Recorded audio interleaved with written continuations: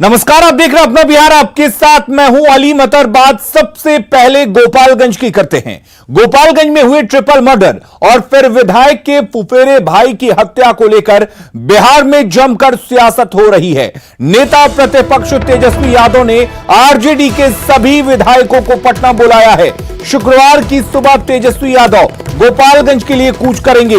विधायकों को शुक्रवार की सुबह 9 बजे तक राबड़ी आवास पर बुलाया गया है। विधायकों को अपनी गाड़ियों में सोशल डिस्टेंसिंग का पालन करते हुए आने को कहा गया है।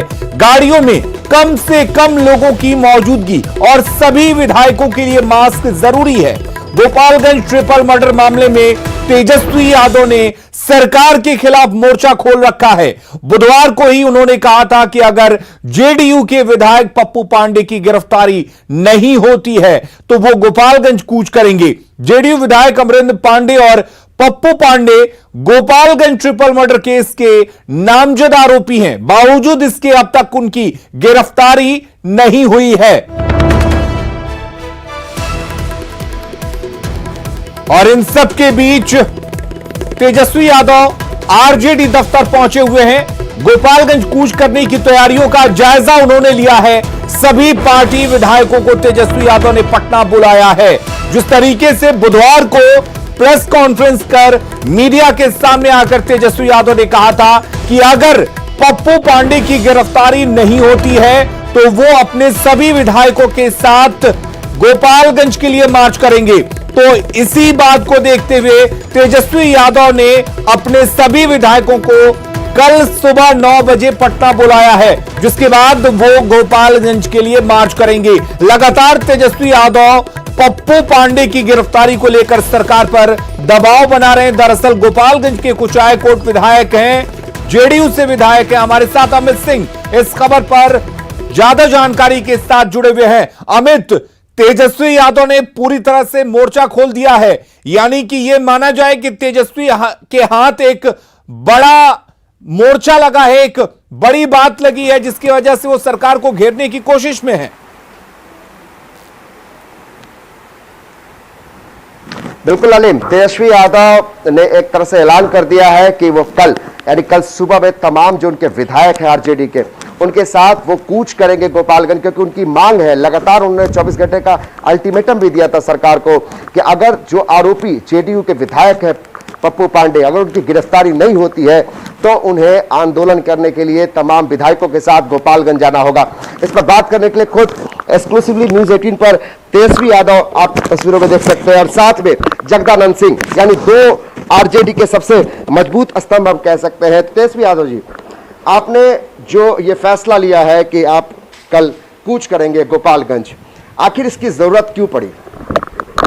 अब देखिए, लॉ एंड ऑर्डर जो है बिहार में, हमने बार बार कहा है, कोरोना के आड़ में लगातार सरकार संरक्षित अपराध में बढ़ावा हुआ है, वृद्धि हुई है।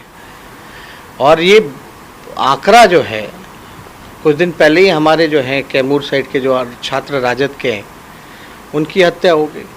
मेरे राघोपुर के कई जो राष्ट्रीय जनता दल के हैं उनकी हत्या हुई। और यही नहीं, कोरोना में हम लोगों ने ये भी देखा कि जो आइसोलेशन वार्ड में एक महिला के साथ गैंगरेप होता है। तो ये लगातार ऐसी अपराधें जो हैं बिहार में, हमारी जिम्मेदारी बनती है जन सुरक्षा पे अगर खतरा हो, जन अधिकार पे अगर खतरा हो तो हम जो है जनता के साथ संघर्ष करें। लॉ एंड ऑर्डर बहुत बड़ी समस्या है। देखिए, कोरोना में जो है हम लोगों ने शुरुआत से ही सरकार को समर्थन किया, सभी दिशा निर्देशों का पालन भी किया। विधानसभा भी बंद हुआ, हमारा जो बेरोजगारी यात्रा था उसको भी हम लोगों ने रद्द किया, हम लोगों ने राजगीर में जो प्रशिक्षण शिविर था उसको भी रद्द किया। लेकिन हमारी विपक्ष की जिम्मेदारी है, अगर सरकार में बैठे लोग, कोरोना में लॉकडाउन किस लिए है? लॉकडाउन इसलिए है ना कि लोगों की जान बचाई जा सके। लेकिन इसी लॉकडाउन में गोपालगंज तो रेड जोन में है, वहाँ बाइक सवार जो है भून देते हैं, नरसंहार कर देते हैं, लोगों की हत्या कर देते हैं। तो जनप्रतिनिधि ही जो है जनता दल यूनाइटेड का जो एमएलए है, वही अगर जो है मार रहे हैं सभी लोगों को गोली, तो हमारी जिम्मेदारी बनती है कि नहीं बनती है? हमने तो सरकार को मौका दिया। और हमको एक बात समझ में नहीं आया कि भैया जब वो व्यक्ति प्रेस कॉन्फ्रेंस कर रहा है, एक दिन नहीं 2 दिन लगातार प्रेस कॉन्फ्रेंस वो विधायक किया, तो क्यों नहीं गिरफ्तार किया गया? हम हैरान हो गए एडीजी का बयान देख करके। बोलते साक्ष्य नहीं है, साक्ष्य जुटाने में लगी हुई है पुलिस। जिसके परिवार का 3 व्यक्ति की मृत्यु हो गई, जिसको खुद गोली लगी, वो आई विटनेस है, वो कह रहा है, तो वो साक्ष्य नहीं है क्या? लेकिन तेजस्वी जी, सवाल ये भी आपसे पूछे जा रहे हैं कि आप जब कहते हैं, खुद सोशल डिस्टेंसिंग की बात करते हैं लॉकडाउन में, आप प्रधानमंत्री के आह्वान के साथ खड़े होते हैं, तो फिर ठीक है, पुलिस अपना काम कर रही है, सरकार अपना काम कर रही है, लेकिन ये भी तो लॉकडाउन का उल्लंघन होगा कि आप इस तरीके से तमाम विधायकों को लेकर आप गोपालगंज, जो भी आप खुद भी बोल रहे हैं कि रेड जोन है। आप मेरे साथ रोड पे चलिएगा, आप का चैनल और हम चलिए चलते हैं। जो गाड़ी ट्रेनें आ रही हैं, क्या हो रहा है? लॉकडाउन का पालन कराया जा रहा है। आप ही के चैनल ने ये दिखाया है, कई एक जिलों का दिखाया है, क्वारंटाइन सेंटर से लेकर के हर एक जगह का दिखाया है। बसेज में कैसे ठूस ठूस के ले जाया जा रहा है, ट्रेनों में कैसे लोग आ रहे हैं, इसका कौन जिम्मेदार है? अगर हम विधायकों के साथ जाते हैं, हम जिम्मेदार होते हैं, और हम तो जान सुरक्षा के लिए जा रहे हैं, न्याय के लिए जा रहे हैं। आप सियासत नहीं कर रहे थे तेजस्वी जी? किस बात का सियासत? लोग को अगर रोटी नहीं मिल रहा, रोटी देना सियासत है तो ठीक है। अगर हमारे आंदोलन से अगर जो दोषी हैं, जो अपराधी हैं, अगर वो पकड़े जाएं तो ठीक है, हम सियासी कर रहे हैं। इसमें क्या दिक्कत हो रहा है किसी को? ठीक है, हम नहीं करेंगे, हम नहीं जाएंगे, आप गिरफ्तार कर लो। आपको ये लग रहा है कि आप दबाव की पॉलिटिक्स कर रहे हैं, सरकार ये करे कि जो पुलिस है वो काम कर रही है, बावजूद इसके आप दबाव बना रहे हैं। ठीक है, सुप्रीम कोर्ट ने क्या कहा था बालिका गृह मुजफ्फरपुर में? सुप्रीम कोर्ट ने कहा कि पुलिस अपना काम नहीं कर रही। भाई, जो ब्रजेश ठाकुर थे, उन पे क्या आरोप लगाया गया पुलिस द्वारा, जो धाराएं लगाई गई थी मारपीट के? लगना क्या चाहिए था? पॉक्सो। ये मैंने कहा, सुप्रीम कोर्ट ने कहा। सुप्रीम कोर्ट ने क्या कहा? अमानवीय सरकार को बता दिया, पुलिस को फटकार लगाई। ये तो मेरा कहना नहीं, ये तो सुप्रीम कोर्ट का कहना। क्या अभी भी आप विश्वास करेंगे? सृजन घोटाले के अपराधी जो हैं अभी भी खुलेआम घूम रहे हैं, अभी भी हम भरोसा करें? ये पुलिस है। हम तो क्या कह रहे हैं, आप बात को क्यों नहीं समझ रहे? हम तो बोल रहे हैं पुलिस जो है माननीय मुख्यमंत्री के इशारे पे, क्योंकि उनके चहेते विधायक उनको बचाना चाहते हैं, उनके इशारे पे बचाया जाता है। जनता दल यूनाइटेड के एक विधायक शेखपुरा के गाली दे रहे हैं मजदूरों को। तो अब बाप पैदा किया तो रोजगार दिया, ये हमने बोला? किसके विधायक बोले? आदरणीय नीतीश कुमार के विधायक बोले। एक गोली मार रहा है, एक गाली दे रहा है। बिहारियों को छोड़ दिया, भूखे मर रहे हैं, हम लोग चुप बैठे। नहीं, आप बताइए। तेजस्वी जी, जो जेडीयू और बीजेपी के लोग हैं वो कह रहे हैं कि आप जातीय उन्माद फैलाने की कोशिश कर रहे हैं, जो शांति बहाल है बिहार में, उसमें आप शांति को भंग करना चाहते हैं। कौन सा शांति है भैया? गोली हम चलाए थे? गोली कौन चलवाया? विधायक ही ना चलवाया। किसका विधायक? नीतीश कुमार जी का विधायक ना। हम कहां से शांति भंग करेंगे? हम लोग तो गांधी जी को मानने वाले लोग, अहिंसा में विश्वास रखते हैं। गोली कौन चलाया? कौन सा ऐसा आईपी सेक्शन है? आपके चैनल ने कल दिखाया पूरा ब्यौरा, हिस्ट्री, कुंडली दिखाया गया विधायक का। क्या आपको लगता है कि हम लोग हैं जो शांति जो है भंग करना चाहते हैं? अमित तेजस्वी यादव अमरिंदर पांडे की गिरफ्तारी के लिए गोपालगंज मार्च कर रहे हैं, लेकिन उनके पार्टी के एक विधायक भी फरार चल रहे हैं कई मामलों को लेकर। वो उनकी गिरफ्तारी को लेकर क्या कहेंगे? अरुण यादव अब भी पुलिस के गिरफ्त से बाहर हैं। हम तो हर गया में चंद्रवंशी परिवार के साथ जो बलात्कार हुआ, हमने आवाज उठाया। पटना में व्यवसायिकों की हत्या हुई, हम गए। मोमबत्ती कैंडल में हम गए। और हम तो कह रहे हैं कि अगर मिश्रा जी हो, तिवारी जी जिनका हत्या हुआ है, उनकी भी सीबीआई जांच कराओ, साथ में इसका भी कराओ। तो ये क्या गलत है? आप बताइए कि विपक्ष करे क्या? घर में बैठे रहे? कोरोना कब तक नहीं खत्म होगा? कोई आपको आइडिया है? नहीं है तो जनता लोग मरते रहे, लोग भूनते रहे, विधायक जो है सत्ताधारी दल के वो भूनते रहे, हम जो है ताली बजाते रहे, ताली पीटते रहे, कोरोना भागो कोरोना भागो। या हमारी जिम्मेदारी बनेगी कि भाई हम जो है जनता के प्रति जो हमें जिम्मेदारी दी उसको हम निभाएं। हमारे पास दो ऑप्शन है, हमने तो माना, हम तो मान रहे हैं, लेकिन हम मजबूर हैं कि सरकार को जो कदम उठाने चाहिए नहीं उठा रही है, वो संरक्षण दे रही है, तो हम क्या घर में बैठे रहे? हम दिल्ली में फंसे रहे तो कहाँ है, यहाँ आए तो क्यों निकल रहे, क्या मतलब है, क्या मजाक बना दिया है? राजनीति हम कर रहे हैं या वो कर रहे हैं? बिहार में जितनी मौतें हुई हैं, भूख से लेकर के अपराधियों ने जितना भूनने का काम किया है, इसका जवाबदेही कौन लेगा? होम मिनिस्ट्री किसके पास है? तो ये तो सवाल जो है हम तो पूछेंगे ना भाई। यानी आप कल सुबह में जाएंगे, ये आपने तय कर लिया है तमाम विधायकों के साथ? अभी हम लोग बैठक कर रहे हैं, हमने सरकार को मोहलत दी थी। आपको लग रहा है कि सरकार गंभीर है? क्या डीजीपी आए? कितना दिन हो गया, नजर आए? बहुत अच्छा लगता है जब डीजीपी जब टॉपर से बात करते हैं तो, लेकिन शिक्षा मंत्री नहीं बात करता। डीजीपी का क्या भूमिका होना चाहिए, सरकार का क्या भूमिका होना चाहिए? डीजीपी पुलिस अगर इसी तरीके से दोषियों को बचाने में लग जाएगी तो लोग कहाँ जाएंगे न्याय के लिए? किसके पास जाएंगे? और आप कहते हैं कि हम कोरोना का पालन करें, हम पालन करने के लिए तैयार, हम तो कह रहे हैं सोशल डिस्टेंसिंग बनाएंगे, लेकिन हमारी भी तो मजबूरी, विपक्ष की जिम्मेदारी है कि नहीं है? अगर बिहार में हत्या होती है, लूट होता है, भ्रष्टाचार होता है, हाहाकार मचता है, जनता भूखी मरती है, तो विपक्ष क्या करेगी? हम आपसे राय लेते हैं। क्या सरकार पे दबाव नहीं डालेगी?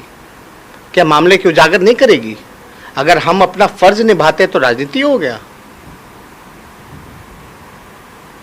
तो ये तो जवाब सरकार के लोग।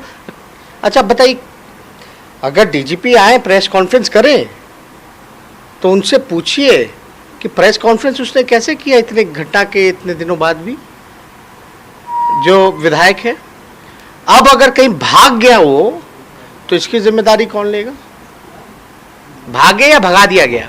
और आप एक बात बताइए कि अब तक जितने भी आरोपी हुए हैं सब सरेंडर ही करते हैं, यानी मैच फिक्सिंग है, किसी के इशारे पे हो रहा है।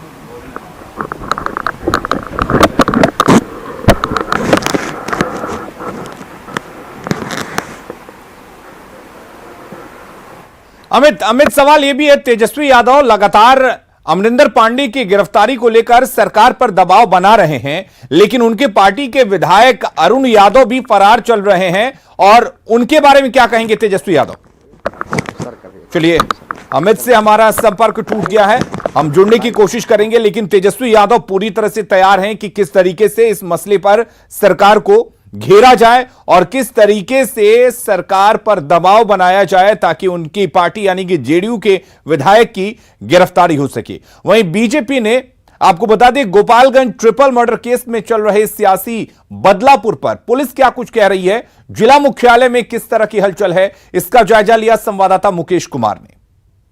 रविवार को राजद नेता जेपी यादव के घर पर ताबड़तोड़ हमला हुआ था और इसमें 3 लोगों की मौत हो गई थी। इस मामले में जदयू के दबंग विधायक पप्पू पांडे, उनके भाई सतीश पांडे, भतीजा मुकेश पांडे और बटुकेश्वर नाथ पांडे को आरोपी बनाया गया था। बताया कि इस मामले में तेजस्वी यादव ने लगातार सरकार के ऊपर दबाव बनाना शुरू किया और यही वजह है कि सतीश पांडे और मुकेश पांडे को गिरफ्तार कर जेल भेज दिया गया। इस घटना के ठीक एक दिन बाद मंगलवार को जदयू के दबंग विधायक पप्पू पांडे के फुफेरे भाई मुन्ना तिवारी की गोलियों से भूनकर दिन दहाड़े हत्या कर दी गई थी। इस मामले में भी 4 लोगों का नामजद किया गया था, जिसमें जो जेपी यादव राजद नेता हैं उनके करीबी बताए जाते हैं परमिंदर यादव, इनको भी नामजद किया गया था, लेकिन अभी तक कोई गिरफ्तारी नहीं हुई है। एक आरोपी जो मुन्ना यादव है इसको गिरफ्तार किया गया है। तो इस तरह से गोपालगंज में जो 4 हत्याएं हुई हैं पिछले 4 दिनों के अंदर, तो अभी तक मात्र 3 लोगों को गिरफ्तार किया गया है, जबकि 3 से 4 लोगों को हिरासत में लिया गया है। बताया जाता है कि कुछ यहाँ पर आर्म्स भी जब्त किए गए हैं। तो जो SIT की टीम है, STF की टीम है और गोपालगंज पुलिस, इसके दौरान लगातार ताबड़तोड़ छापेमारी की जा रही है। गोपालगंज, सिवान और देवरिया के इलाके में छापेमारी की जा रही है। मुकेश कुमार, न्यूज़ 18, गोपालगंज। तेजस्वी यादव के जिम्मे कोई काम नहीं रहा है। बिहार के लोगों ने उसको भगोड़ा घोषित कर दिया है। ये पूरे कोरोना के समय में 2 महीने तक बिहार से बाहर और वो दिल्ली में आराम फरमा रहे थे, और अब आए हैं तो उसके बाद मीडिया में बने रहने के लिए कुछ भी करते हैं। उनको याद करना चाहिए अपने माता पिता के शासनकाल को, कि जिस समय क्या घटनाएं होती थी, किस प्रकार से शहाबुद्दीन, सुरेंद्र यादव और राजवल्लभ यादव जैसे खूंखार लोग हत्याएं करते थे और खुलेआम घूमते थे। दरअसल हत्याकांड से मतलब नहीं है, मतलब है अपनी उपस्थिति दर्ज कराना। इसलिए लंबे समय तक वो बिहार में नहीं रहे हैं, और ऐसे कार्यक्रमों के जरिए वो कहीं ना कहीं ये संदेश देने की कोशिश कर रहे हैं कि वो सक्रिय हैं, लेकिन ये ऐसी चीजें बैकफायर करेंगी। आज कानून का शासन है और बिहार के हर व्यक्ति को नीतीश कुमार जी पर भरोसा है। तेजस्वी यादव चाहे जितना नकारात्मक संदेश देने की कोशिश करेंगे, उनकी और उनकी पार्टी की मुश्किलें बढ़ेंगी। तो गोपालगंज में हत्या पर राज्य में सियासत जोरों पर है। नेता प्रतिपक्ष ने हत्या को लेकर सरकार पर सवाल दागे तो जवाब जेडीयू की ओर से भी आया। साथ ही जन अधिकार पार्टी के संयोजक पप्पू यादव ने भी तेजस्वी पर जातीय राजनीति करने का आरोप लगा दिया। गया में घटना घटी, इतने मर्डर हुए, बेगूसराय में 2-2, 3-3 मर्डर हुए, इनको याद नहीं आया। इनको याद आ गया, पुट्टूस जी याद नहीं आए, वो समाप्त हो गए। वो भी चुनाव के समय ही था, और फिर चुनाव के घड़ी में इन्हें लगता है कि हम जातीय उन्माद पैदा करके ही सियासत को लौटा सकते हैं या सियासत में जिंदा रह सकते हैं। ऐसे में एक सवाल तेजस्वी जी पर भी उठता है। उनके दल के विधायक अरुण यादव, जिसने सामाजिक पाप किया, एक घृणित कार्य किया, फिर भी तेजस्वी यादव जी के मुंह से एक बोल नहीं निकले। आज तक उन्होंने कुछ भी उसके खिलाफ नहीं बोला। क्या उनकी दोहरी चरित्र इस पे नजर नहीं आती? और सिर्फ गोपालगंज ट्रिपल मर्डर केस ही नहीं, बल्कि मजदूरों को लेकर भी बिहार में सियासत अपने चरम पर है। हर राजनीतिक पार्टी मजदूरों की सहानुभूति बटोरने में लगी है। इसी सिलसिले में आज कांग्रेस प्रदेश अध्यक्ष मदन मोहन झा लॉकडाउन के चलते बिहार लौट रहे मजदूरों की हुई मौत को लेकर सांकेतिक धरने पर बैठ गए। कांग्रेस के प्रदेश मुख्यालय सदाकत आश्रम के बाहर सड़क पर कुछ कांग्रेसी नेताओं के साथ धरने पर बैठे मदन मोहन झा ने मजदूरों की मौत पर सरकार से मुआवजा और मजदूर के एक आश्रित को नौकरी देने की मांग की। कांग्रेस के इस धरने का जायजा लिया न्यूज 18 संवाददाता साकेत कुमार ने। कोरोना संकट के बीच बिहार आ रहे मजदूरों की जो मौतें हुई है, उसको लेकर जो बिहार प्रदेश कांग्रेस है, उसके जो नेता है वो यहाँ पर बैठे हुए हैं। आप देखिए सदाकत आश्रम के बाहर जो सड़क है, वहाँ पर खुद प्रदेश अध्यक्ष और साथ ही साथ कांग्रेस पार्टी के और भी जो नेता हैं वो यहाँ पर बैठे हैं।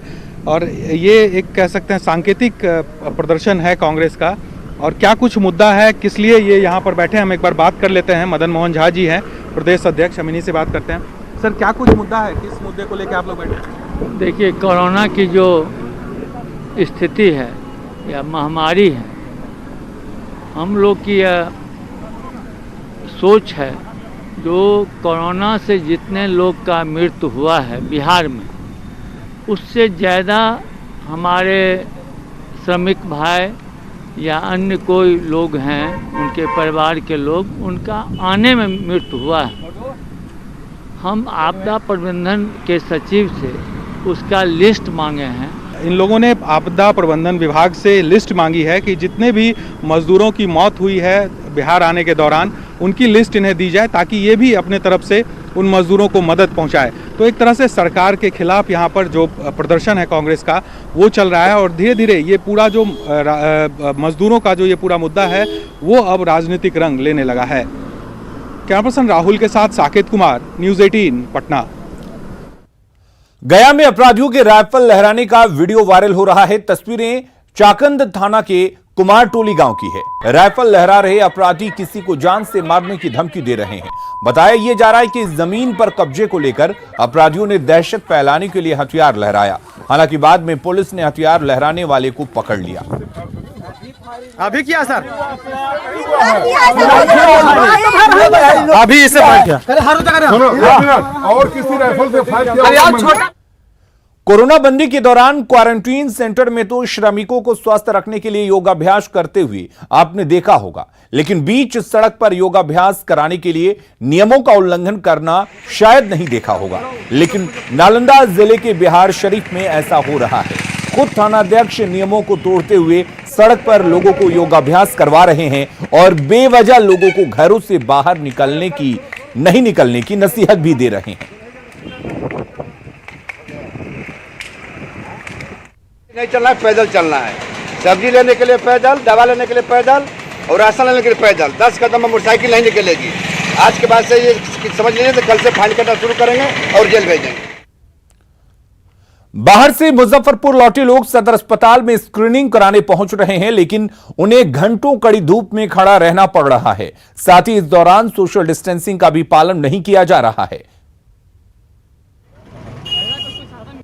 प्रवासी मजदूरों के लिए स्क्रीनिंग की व्यवस्था मुजफ्फरपुर में एसकेएमसीएच के अलावा जो सदर अस्पताल है वहाँ भी की गई है। और इसके अलावा प्रखंडों के स्तर पर भी पीएचसी में किया जा रहा है। लेकिन देखिए तस्वीर, चूँकि 41 से 42 डिग्री तक टेम्परेचर मुजफ्फरपुर में हो गया है और ऐसे में जो तेज़ धूप है इसके लिए कोई शेड्स की व्यवस्था इन प्रवासियों के लिए नहीं की गई है और संख्या अधिक होने की वजह से घंटों कतार में इन प्रवासियों को रहना पड़ रहा है और इसमें कोई सोशल डिस्टेंसिंग का भी कोई पालन नहीं हो रहा है।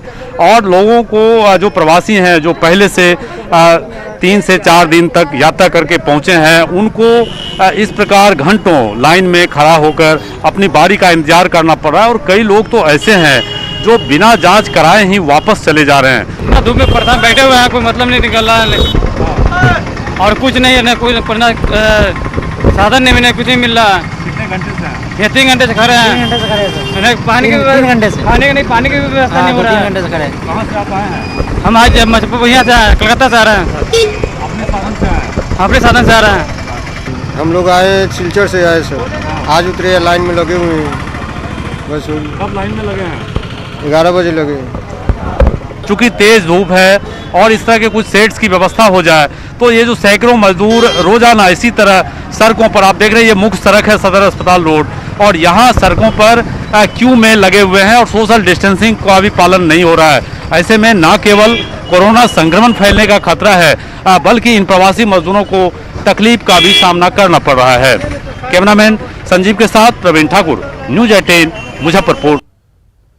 तो लॉकडाउन प्रवासी मजदूरों के लिए एक मुश्किल घड़ी बनकर आया है। दूसरे राज्यों में जहां इन्हें राशन के लिए दर दर भटकना पड़ रहा है, वहीं बिहार पहुंचने पर खाना भी नसीब नहीं हो रहा।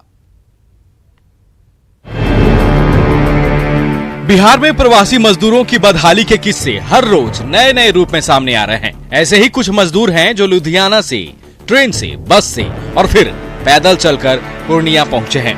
ये मजदूर बताते हैं कि कैसे इन पर राशन लेने के दौरान पंजाब पुलिस डंडे बरसाती थी। राशन का मैसेज आया है, राशन लेने के लिए जाते थे पुलिस वाला भगा देता था, बोलता नहीं तुम्हारा मैसेज नहीं आया, भागो। प्रताड़ना से परेशान ये प्रवासी मजदूर थक हार कर अपने प्रदेश लौटे हैं। मजदूरों का कहना है कि उत्तर प्रदेश में उन्हें कई जगहों पर खाना मिला, लेकिन बिहार में एक भी जगह खाना पानी नहीं मिला। उल्टा सरकारी बस वाले ने 100-100 रुपए लेकर इन्हें बीच रास्ते में छोड़ दिया। यूपी सरकार ने इतने स्वागत किया कि 4 जगह तक खाना दिया, खा नहीं सकते थे। अब बिहार जब जैसे घुसे बॉर्डर, कुछ नहीं व्यवस्था वहां मिला हमको। राज्य सरकार भले ही ये दावा करती है कि दूसरे प्रदेशों में फंसे बिहार के मजदूरों के लिए सरकार ने राशन की व्यवस्था की है। बिहार पहुंचने वाले प्रवासी मजदूरों के लिए भी खाने पीने की व्यवस्था कर रही है, लेकिन हकीकत क्या है इन मजदूरों की स्थिति से समझी जा सकती है। न्यूज़ 18 के लिए पूर्णिया से कुमार प्रवीण की रिपोर्ट। खबरों का सिलसिला लगातार जारी है, बने रहिए हमारे साथ।